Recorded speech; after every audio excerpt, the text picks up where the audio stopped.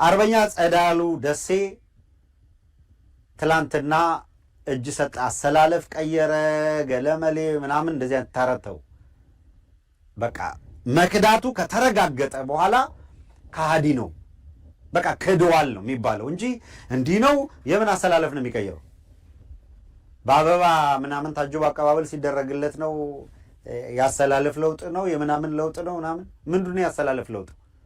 በነገራችን ላይ ያሰላለፍ ለውጥ ነው የሚሉት አካላት ያሰላለፍ ለውጥ የሚሉት ምን እንደሆነ እንነግራቸዋለን። ትርጉሙ አለ እኮ ያሰላለፍ ለውጥ አለ፣ ማድረግ የሚፈልጉት አለ። በውጭም ያሉ በውስጥም ያሉ የተቀናጁ አሉ። ምንድነው ያሰላለፍ ለውጥ የሚሉት? እነዚህ ውጭና ውስጥ ያሉ እነዚህ አካላት አርበኛ ጸዳሉ ከድቶ መከላከያ ጋር እጅ ሲሰጥ ትክክል ነው ብለው ነው የሚያምኑት። ይሄ ለውጥ መምጣት አለበት ብለው ነው የሚያምኑት። እንደዛ እንዲሰራ ጥረት እያደረጉ የነበሩ ሲሰሩ የቆዩ ናቸው። ባይዘው አልመው አቅደው አስበው እንደዛ ሲሰሩ የነበሩ ሰዎች ናቸው። ሪያሊቲውን እንድታውቁት ነው ይሄንን እያልኩ ያለው። that's true። እንግዲህ ከ2 ዓመት በላይ ሆነ። ብዙ ሰው ሞቷል፣ ንብረት ወድሟል፣ ህዝቡ መከራ ውስጥ ስቃይ አይቷል። እና ምናልባት አሁን ላይ ደርሰው ለካ በፕሪቶሪያው ስምምነት መሰረት መንግስት ለትግራይ ኃይሎች ወይንም ደግሞ ለትግራይ ክልል እነዚህን አወዛጋቢ ቦታዎች የመመለስ ፍላጎት የለውም። ይሄንን አሁን የትግራይ ፖለቲከኞችም እየተናገሩት ነው። በቃ እንደዚህ አይነት ግንዛቤ ላይ ተደርሷል። ስለዚህ አሁን ይሄ ጥቅማችን የሚጠበቅልን ከሆነ ከመንግስት ጋር አብረን ልንሰራ እንችላለን፣ ወይንም ከመንግስት ጋር መዋጋት ምክንያት አይኖረውም ማለታቸውን ከ2 ዓመት ምናምን በኋላ ማለት ነው ኤርሚያስ። ለዚያውም ደግሞ ገና ባልተረጋገጠ አይነት መልኩ ክህደት ነው የሚሉት ሰዎች ይሄን ምክንያት እንዴት ይዋጡት ነው። አንዱ እኮ ክህደት ነው የሚያስብላቸው ነገር አሳማኝ ምክንያት አይደለም። አናምነውም ብላችሁ ነው የገባችሁት፣ ክዶናል ብላችሁ ነው የገባችሁት። እና አሁን ምን የተለየ ነገር አገኛችሁ? የፕሪቶሪያ ስምምነት ከ2 ዓመት ምናምን በፊት የነበረ ነውና ራሱ ማብራሪያ መጠየቅ ይቻላል ከፌደራል መንግስት። ይሄን ስትል ምን ማለትህ ነው ብሎ በዛኑ ጊዜ ማብራሪያ ጠይቆ መሄድ ይቻላል። የግድ ጦርነት ውስጥ መግባት አያስፈልግም ነበረ የሚሉ አለ። እና ትንሽ ይሄንን መከራከሪያ ቻሌንጅ እናድርገው ብዬ ስላሰብኩኝ ነው። ያው በጣም ጥሩ ነጥብ ነው። እሰማቸዋለሁ። በነገራችን ላይ ቦት ሳይድ ነው ያየሁት።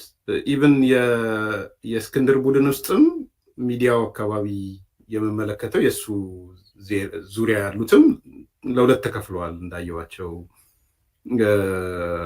አሁን አንተ ባልከው መልኩ ክደቱን ነው ብለው ነው የሚሉት። ከባዴን ጋር መስራትም ከህዋት ጋር መስራትም ክደት ነው፣ ጸረ አማራነት ነው ሲሉ ሰምቻቸዋለሁ። ትናንትናም ዝርዝር ነገር ስሰማ ነበረ። በነ ዘመነ ሳይድም የዚህ ህዋትን ትተው በዋናነት ይኸው ያልነው የክደት ስራ ነው የተሰራው ሲሉ አያለው።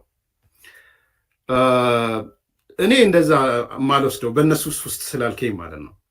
አንደኛ እኔ ራሴን በወስድ የፕሪቶሪያ ስምምነት ክላሪቲ የዛሬ ፕሪቶሪያ ስምምነት በተስማሙ 6 ወር ወይ 1 ወር ውስጥ ያለኝ አረዳድና ዛሬ ያለኝ አረዳድ ይለያያል። እነሱም ጋር የተፈጠረ ይመስለኛል። ሰው ከራሴ ስመዝን እነሱም ጋር እንዲህ ነው የሚለው የሚል ይመስለኛል። ለምሳሌ ብዙዎች መጀመሪያ አካባቢ ታስታውስ ከሆነ በተለይ ከትግራይ ኃይሎች አካባቢ የነበረው ስብከት የግዛት አንድነታችን ይመለሳል፣ ወልቃይት ይመለሳል፣ ራያ ይመለሳል ወዘተ የሚል ስለነበረ ገዢ አስተሳሰብ ሆኖ ነበር። ሰው በሂደት እንደዛ እንዳልሆነ አየን፣ ተከታተልን ማለት ነው። ስለዚህ ክላሪቲ ስሩ ታይም የመጣ ክላሪቲ አለ ብዬ አምናለሁ። አንድ ከስምምነቱ አንጻር፣ ሁለተኛ ፌደራል መንግስቱ እውነት ባይፈቅድ ፍላጎት ባይኖረው የተከዜ ዘብ ይቋቋም ነበር። የፌዴራል መንግስቱን ዊሊንግነስ የግዴታ ኤክስፕሬስ መሆን የለበትም፣ መገለጽ የለበትም። የግዴታ በተግባር አንዳንዴ የሚገለጽበት ነገር አለ። ያንን የተከዜ ዘብ ሲያመጣ ወይም እዛ አካባቢ ሲፈጠር ያለ ፌዴራል መንግስቱ ይሁንታ ተፈጠረ ብዬ አላምንም። እሱ ደግሞ ኮር ነው እዛ አካባቢ። በዛኛውም ወገን ሚሊቴሪ ስላለ በዚህኛውም በኩል የሚሊቴሪ አቅም መገንባት ወይም የታጣቂ ያለ መገንባት የግድ የሚሆንበት ስለሚሆን ማለት ነው። ስለዚህ በሂደት የምትሰማቸው ነገሮች እነዚህ ናቸው። ሶስተኛ እነ ኮሎኔል ደመቀ ዘውዱ አይ ቲንክ ሊደርሺፕ ፋክተር ያላቸው መሰለኝ። እኔ የተሸረሸረ የአመራር ነገር አይደሉም። ስቲል የአማራው ኃይል ጋር የጀግና ፍለጋ ካለ አንዱ ጀግና ፍለጋ እነ ኮሎኔል ደመቀ ዘውዱ ናቸው። በሌላው ሳይድ ሌላ ሊባሉ ሊችሉ ይሆናል እንጂ አሁንም ቢሆን በተለይ በጎንደር ሳይድ ላለው እንትኖች ነው፣ የትግል ምልክቶች ናቸው። ያ ነገር አልተሸረሸረም። እነሱ ደግሞ በአደባባይ ወጥተው ከመከላከያ ጋር እንሰራለን፣ መከላከያ አጋራችን እንጂ ጠላታችን አይደለም ወዘተ ማለት ጀመሩ። ኤንድ ወዳጅ መሆኑን ለማሳየት ደግሞ ቅድም ያልኩህ የሎጂስቲክ የስልጠና የተለያየ ነገሮች ማድረግ ጀመረ። መከላከያው አብረው መታየት ጀመሩ። ስለዚህ የስሩ ታይም የያዝካቸው አቋሞች እየተሸረሸሩ ከመጡ እነዚህ ሰዎች ደግሞ ያን ነገር ሪያላይዝ ካደረጉት አይ መጀመሪያውኑ ለምን እንደዛ አላሰባችሁም ነበረ? ከ2 ዓመት በፊት ይሄና ለምን አልጠየቃችሁም? ብዙ ሰው ከሞተ በኋላ ምናምን ልትላቸው አትችልም እንዴ? አንዳንዴ እኮ እኔም አንተም ድርጅት ውስጥ አሳልፈናል።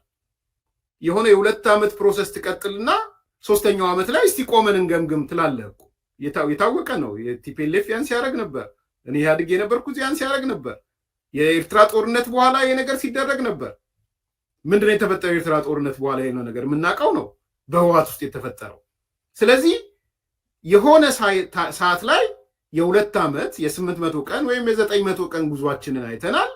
ይሄ 800 ቀን ምን ይዛ ላይ አንዳንዶቹ እንግዲህ ረዳት ፕሮፌሰር ምናምን ነው የምሰማው፣ ኢንጂነሮች ምናምን ነው የምሰማው።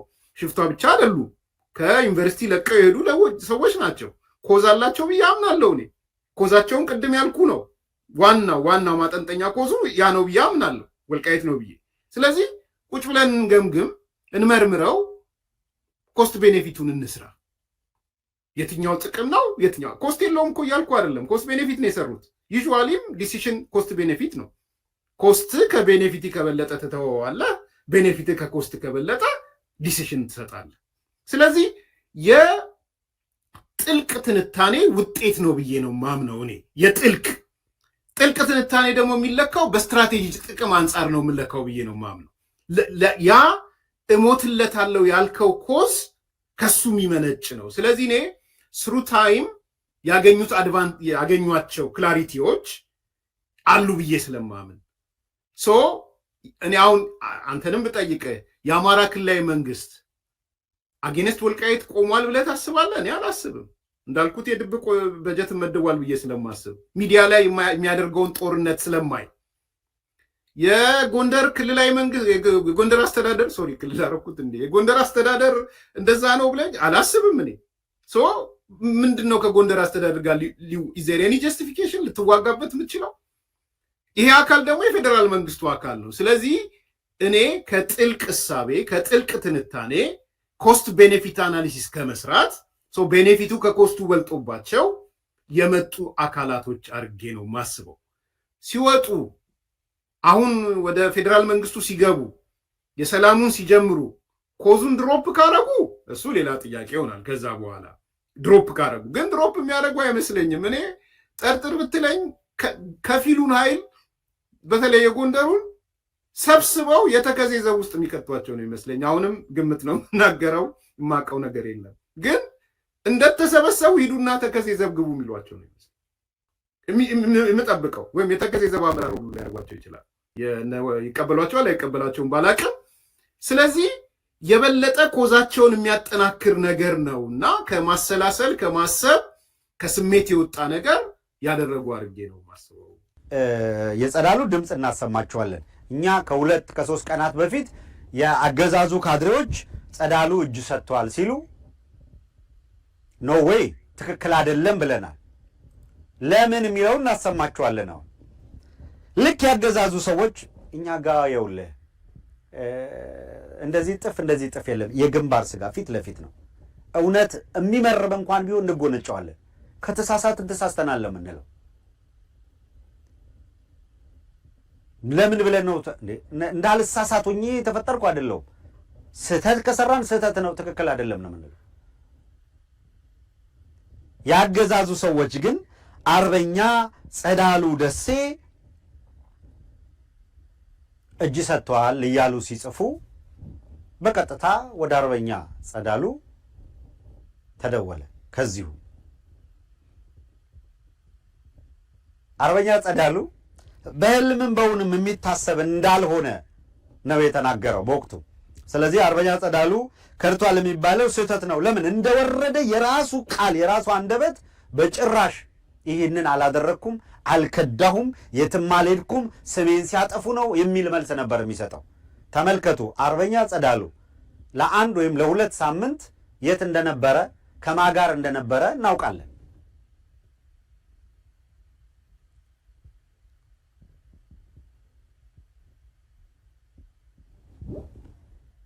በቀዳሚነት በኋላ አስፈላጊ ሲሆን እንደግመዋለን።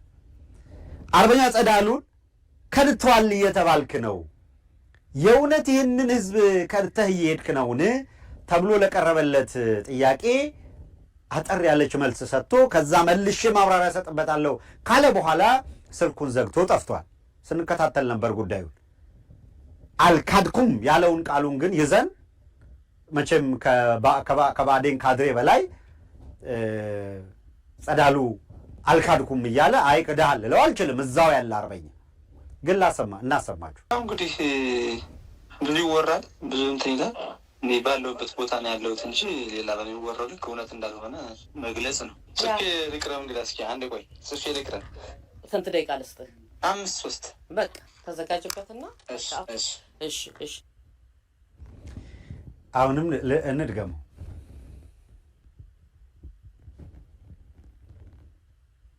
ያው እንግዲህ ብዙ ይወራል፣ ብዙ እንትን ይላል። እኔ ባለሁበት ቦታ ነው ያለሁት እንጂ ሌላ በሚወራው ልክ እውነት እንዳልሆነ መግለጽ ነው። ጽፌ ልቅረብ እንግዲህ እስኪ አንድ ቆይ ጽፌ ልቅረብ። ስንት ደቂቃ ልስጥህ? 5-3 በቃ ተዘጋጅበትና። እሺ ኋላ መለስ እንንበታለን። እንደሰማችሁት ጽፌ ልቅረብ ነው ያለው። እኔ እዚሁ ነበርኩኝ ስቱዲዮ። እንዲደወልለት አረግን። ከድቷል ሂዷል እየተባልክ ነው። ገና ከዳ የተባለ ቀን ከዳ ሆይ ሄድ ኮይ ተባለ። አይ በጭራሽ እንደሰማችሁት እንዳውም ከዚህ ቀደም ብሎ ሪኮርድ ስላልተደረገ ነው። እውነት ነው የምነግራችሁ። እሪ እያለ እያለቀሰ ነበረ። ወንድሜን ተበላው፣ ወንድሜን ተበላው ምናምን አለ። ከዛ በኋላ ከዳህ እየተባልኩ ነው ይላል። እኔ ወንድሜን ተበልቻለሁ፣ በጭራሽ እንደዚህ አልከዳውም፣ እኔ ያለሁት እዚህ ነው ወዘተረፈ ነው ያለው። ሪያሊቲው እንድታውቁት ነው። ከዛ በማግስቱ ወንድሙ ኦፍኮርስ ተገሏል። በወንድሙ የቀብር ስነ ስርዓት ላይም ተገኘ። በወንድሙ የቀብር ስነ ስርዓት ላይ ቤተ ክርስቲያን መድረክም ላይ ተናገረ።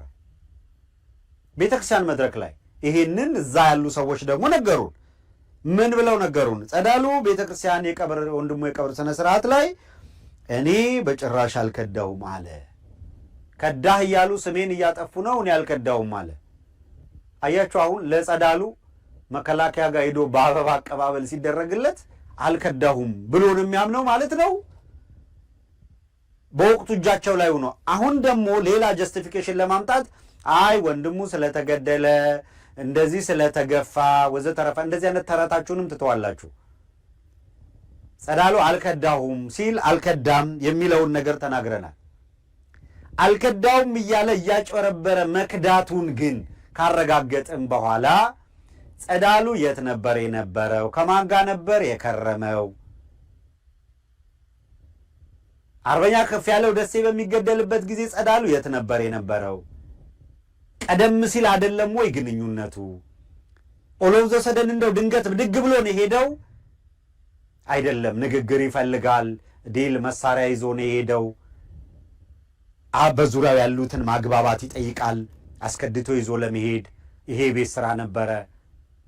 እንግዲህ ከ2 ሳምንት በፊት ጸዳሉ የት እንደነበረ ድርጅቱ ይሄንን ማብራሪያ የማይሰጥና በዚህ ጉዳይ ላይ አሁንም እየተሳተፉ ያሉ አካላትን በይፋ ግልጽ አድርጎ ከታች ያለውን ሰራዊት የማይታደገው ከሆነ ከላይ እስከ ታች የድርጅቱ አመራር ሸፍኖ የሚያስቀረው ነውር እንዳይኖር እያጋለጥን ፊት ለፊት እንገጥማቸዋለን ማለት ነው። አሁንም እድል እየሰጠን ያለነው በድርጅት ውስጥ ያሉ አመራሮች ነገሩን በሐቅ የሚመረምሩና የሚገመግሙ አካላት ይሄንን አደገኛ አካሄድ ለመግታት ያደረጉት ጥረት ካለ ዘርዝር ነገር ለህዝብ ይፋ እስከሚያደርጉ እንጠብቅ ነው። እየታገስን ያለ ነው። እሱን ምክንያቶች ስላለን ነው። እንታገስ የምንልበትን ነገር ደግሞ ምክንያታችንን እንነግራለን። ይሄ ክህደት ነው የሚሉ ሰዎች ክህደት ነው ማለታቸው እማያዋጣቸው ማለት ነው። እማያዋጣቸው እነዚህ አስተውለ ከሆነ ኤርሚያስ፣ እነዚህ እጅ እየሰጡ ያሉ አካላቶች እጅ ለመስጠት ምክንያት የሚያደርጓቸው ሁለት ነገሮች፣ አንደኛው እርስ በርስ መገዳደል ጀመረን የሚል አንድ፣ ሁለተኛው ነገር ትግሉ ተሸጠ የሚል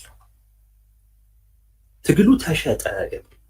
እነዚህን ሁለት ነገሮች ደምረ ካየህ አንደኛ በዚህ አይነት ሁኔታ የትም አንደርስም የሚል አንድ፣ ሁለተኛ ነገር ተካድን የሚል ሁለት እና እጅ አልሰጠንም የሚሉ ሰዎች እጅ የሰጡትን ከሃዲ ይሏቸዋል። እጅ የሰጡትም ሰዎች እጅ ያልሰጡትን ሰዎች ከሃዲ ይሏቸዋል።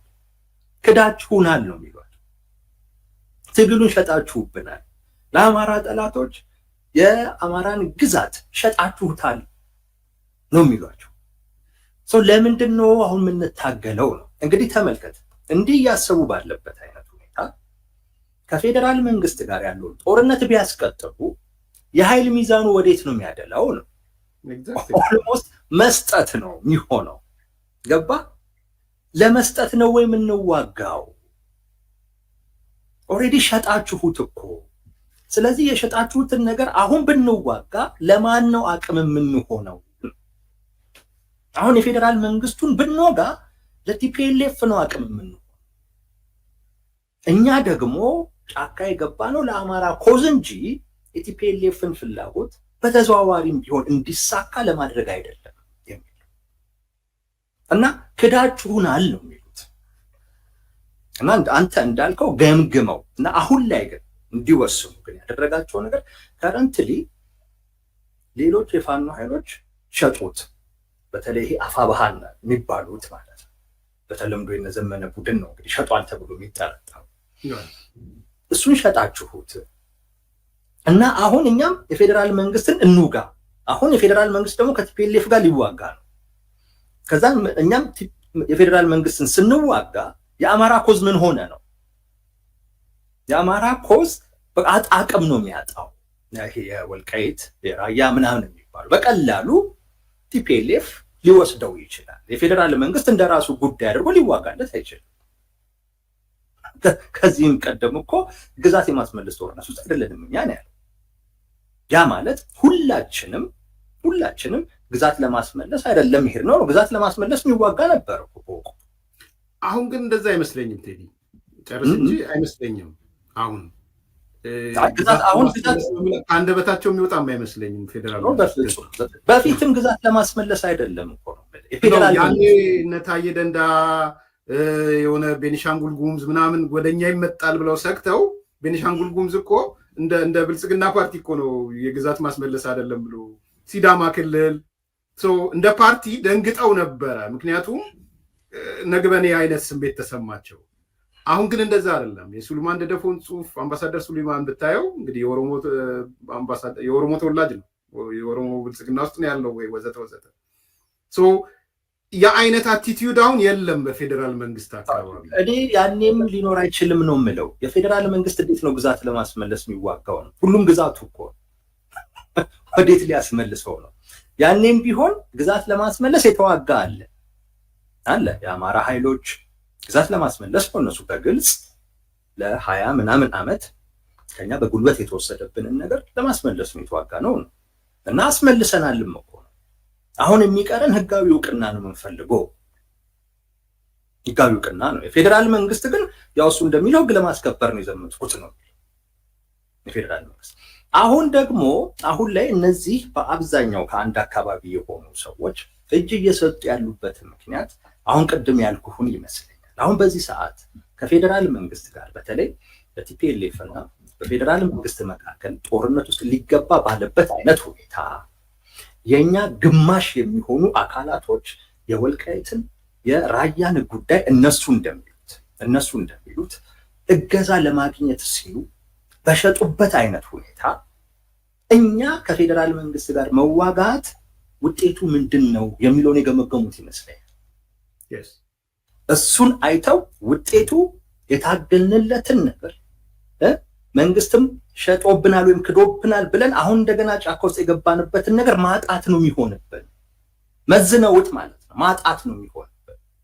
ስለዚህ የተሻለው ነገር በተሻለ አይነት ሁኔታ ለሚያደርገው አካል አቅም መሆን ይሻላል ብለው በዚህ ደረጃ አስበው የገመገሙት ነው የሚመስለኝ። ሐሳብ ካለህ እዚህ ላይ ተጨምርበታለህ። ግን አንድ ጥያቄ አንድ ፖይንት ብቻ አሁን እንዲመለስ የምፈልገው ብልጽግና ይዳከም ሊሉ ይችላሉ። በምንም ተአምር ግን እኔ እንደማስበው መከላከያ ይዳከም ሊሉ አይችሉም። እሱን ፖይንት ነው አንዱን ፒክ እያደረኩል ያለሁት። በምን ጀስቲፊኬሽን ነው የጎንደር ኃይል መከላከያው ላይ ጠመንጃ የሚተኩሰው? ኦልሬዲ ዘቦኖለታል እኮ ዘቦኖ እየጠበቀለት ነው እያሰለጠነለት ነው። አሁንም ማጠነጥነው ወደዛ ነው እያጠነጠንኩ ያለሁት። ምን ጀስቲፊኬሽን ነው መከላከያው እንዲፈርስ የምታደርገው? መከላከያው ፈረሰ ማለት እኮ ሌላ ግዙፍ ኃይል አለ የተቀመጠ፣ ያ ግዙፍ ኃይል ነው የሚመጣው። ስለዚህ ይሄንንም ቁጭ ብለው ገምግመዋል።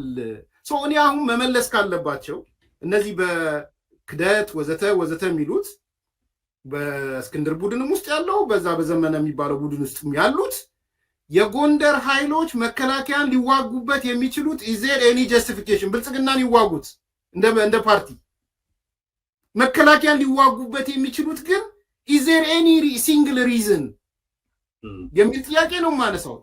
አንደኛ አሁን ደግሞ አንድ ጥያቄ ደግሞ አመጣብኝ ኤርሚያስ። ብልጽግናን ይዋጉት መከላከያን ግን ያን ማድረግ ለራሳቸው እንደ ፓርቲ ነው ያልኩት።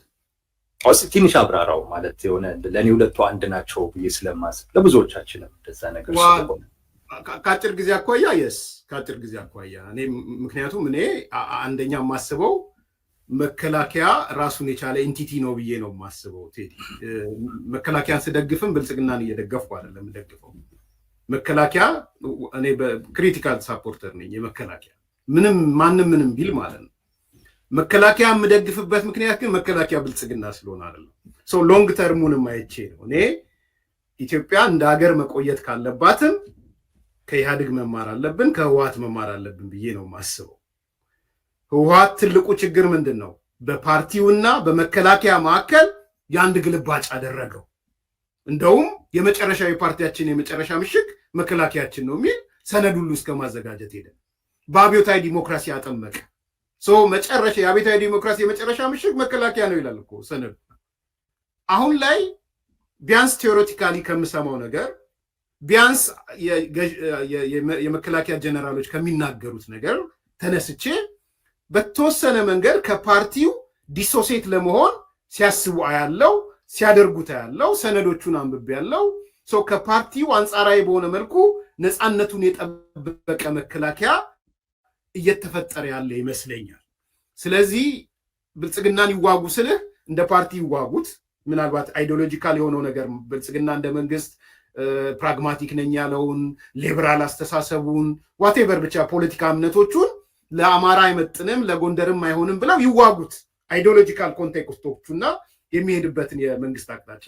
መከላከያ ግን እንደ አንድ በተለይ ከረጅም ጊዜ አኳያ እንደ ነፃ ተቋም ብዬ እንደማስበው መጠናከር ያለበት ነፃ ተቋም የጎንደር ኃይሎች ሊዋጉበት የሚችለው ምክንያት የለም። ስለዚህ እኔ መከላከያና ፓርቲውን ለይቼ የማየው ለዛ ነው ያልኩህ።